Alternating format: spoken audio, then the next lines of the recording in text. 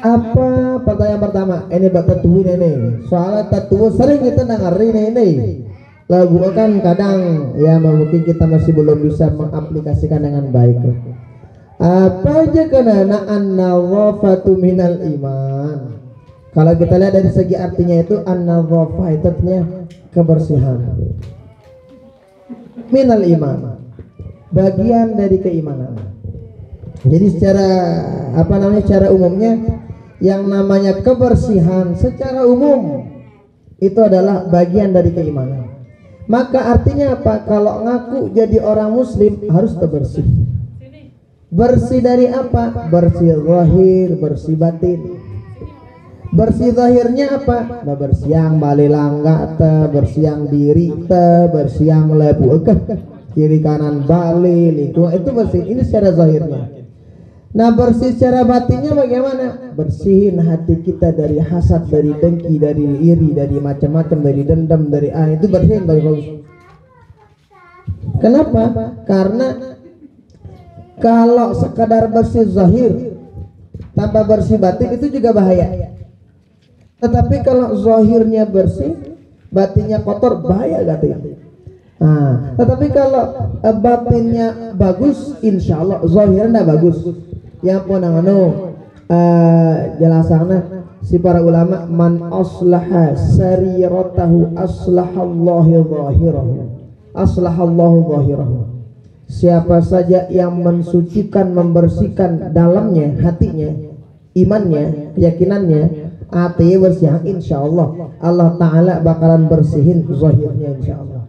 Nah itu kurang lebih namanya an-nawafatu minal iman. Maka kata barang-barang yang tua karena kita lihat ya kalau kita lihat di apa tuh di luar negeri gitu ya masya Allah kan bagaimana itu lelang-langan bersih dan sebagainya.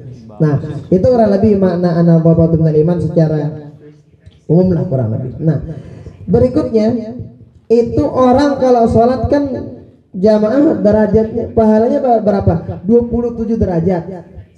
Nah, lalu kemudian derajat apa kena ini? Nah, maksudnya derajat di sini itu dapat pahala lebih daripada orang yang sholat sendiri.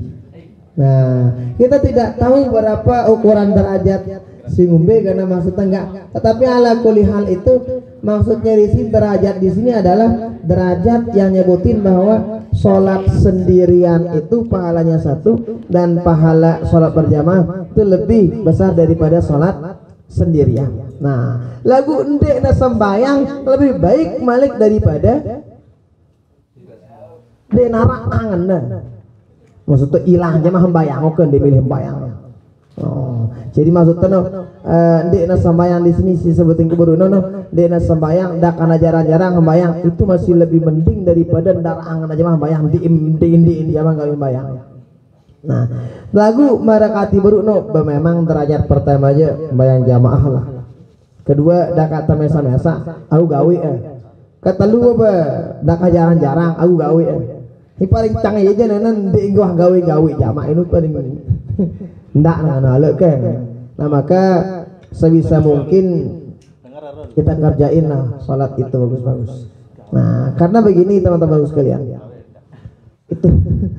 itu pernah ada yang nanya kepada salah satu imam Asy'arawi nama beliau tuh pernah ditanya ini ada orang nih udah berkeluarga baru-baru nomor hari lah. Nah, itu dia lagi kerjanya itu gede gajinya belik gajinya cuman ada yang keliru di tempat dia kerja. Di tempat dia kerja itu ada sesuatu yang haram lah atau kerja di tempat yang nggak jelas lah. Beliau bilang, nanya, Tuan Syekh, saya lagi bingung. Saya kerja di tempat yang saya kerja ini gajinya gede, tetapi kerjaannya haram. Bingung aku, apa gawe ini kan? Nangkanya dia kulengan pegoyan ini. Bingung saya, mau nyari kemana saya rezeki? Nangka ku gawe ya malik no, nggak tenang saya. Apa kira-kira yang saya lakuin? Apa kata beliau? Jawabannya satu. Wa may yattaqillaha yaj'al lahu makhraja wa yarzuqhu min haitsu la yahtasib. Kata beliau, satu, takwa aja sama Allah. ente ntar takwa dulu baru Allah kasih solusi. Setelah kasih solusi entar dikasih insya Allah jalan tidak disangka-sangka rezekinya. Bagus saya ubah diri terjulung jadi dengan hasil lebih bagus daripada sebelumnya. Kadang kita beda mau kita jende nerubah tapi juluke hidup ku berubah kita ngeno kadang itu Jumati mun teu berdoa kalau mah Jumati sore langsung berubah. Nah jadi apa tuh kalau bahasa Al-Quran itu kita dulu yang merubah diri baru Allah Ta'ala berikan yang lain-lain. Nah sehingga tentu dengan ini si baru Pakatuano benar dia berhenti dari kerjaan itu. Setelah dia berhenti dari kerjaan itu 2 tahun kurang lebih nganggur dari apa goyang, tapi dia memperbaiki diri dengan bagus. Masya Allah tabarakallah, ternyata ada panggilan dari bosnya. Dia kerja di mana? Kerja di salah satu hotel di Madinah dekat dengan Masjid Nabawi, gajinya gede, sholat berjamaah tetap di Masjid Nabawi, jauh lebih malik mau daripada sebelumnya. Tapi satu, wa mayyattaqillah dulu. Artinya kita ubahlah diri kita dulu. Artinya tepadike ada yang mungkin mari ngone anu lengan di girang dulu. Wah girango pergi girango gana geger malik udah geger. Nah ada yang kita terus berikutnya bayang ada. Nah itu kurang lebih pesan-pesan yang disampaikan oleh para ulama. Nah kemudian tadi apa kejadian yang terjadi di bulan Muharram sebelum baginda Rasul diutuslah pada, maksudnya untuk nabi-nabi terdahulu ada nggak? Banyak. Jadi di bulan Muharram, terutama di 10 Muharram hari Asyura itu banyak kejadian. Satu di antara kejadiannya, jadi apa 10 Muharram? 10 Muharram itu jemaah jadi Jumat.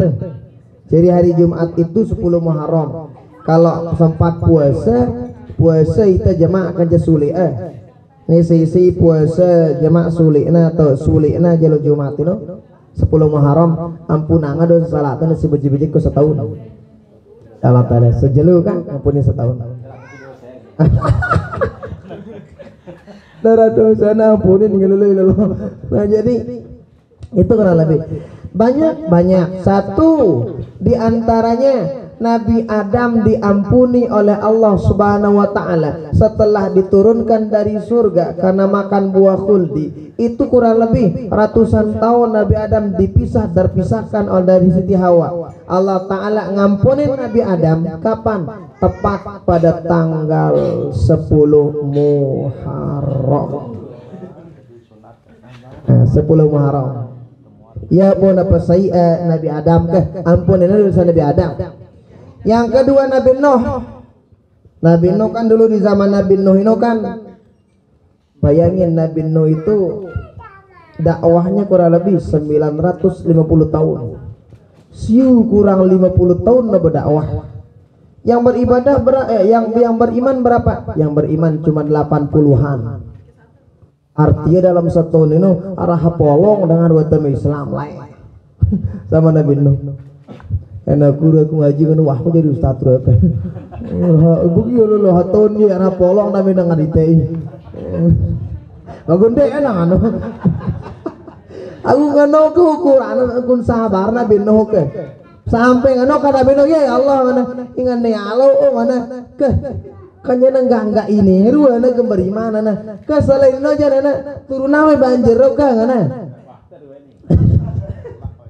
Jadi mau merubah generasi gitu, biar generasi yang udah ini di beriman dende wah ngombe biar ada generasi baru. Nah makanya pada saat Nabi Nuh bikin perahu ngarak dengan gawin perana arak dengan mia merasunah Nabi Nuh hai Nuh penyinggung bilang mia ya perahu mana bikin perahu ya.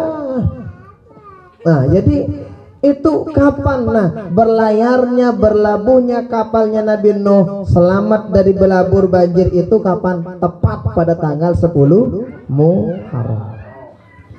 Nabi Ibrahim dulu pernah dimasukin ke api. Lagu api nonde ini benang. Qulna ya naru kuni bardan wa salaman ala Ibrahim. Kano api bahasa Nabi si Allah Taala api kana neme kanggo benang nangke pihak selamatang Nabi Ibrahim ngono kata parana Allah Taala kita api. Benar masuk Nabi Ibrahim, tepat keluar Nabi Ibrahim dari api itu, di nara bakat, di nara benang, di nulagen apa nulagen siapi wah. Kapan itu biasa wah seger. Kapan diselamatkan keluarnya dari api tersebut? Tanggal 10 Muharram. Aku nak ki ngateas ida jana ini. Teas tapi api lawan. Kudu ngombe-ngombe dak-dakan anu tetep na benang itu aja. Nyanyi lu itu.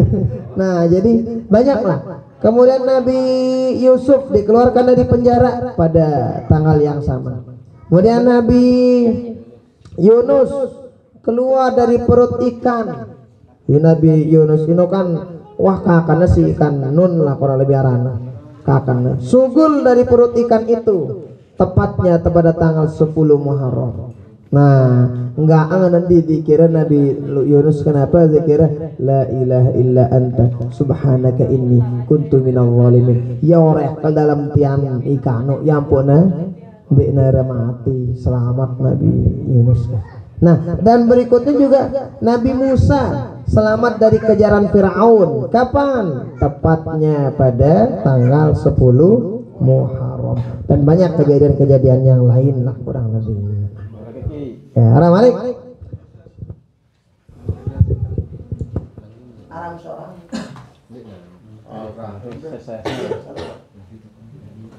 Baik, mumpung tadi Ustaz membahas mengenai Nabi Adam nih ke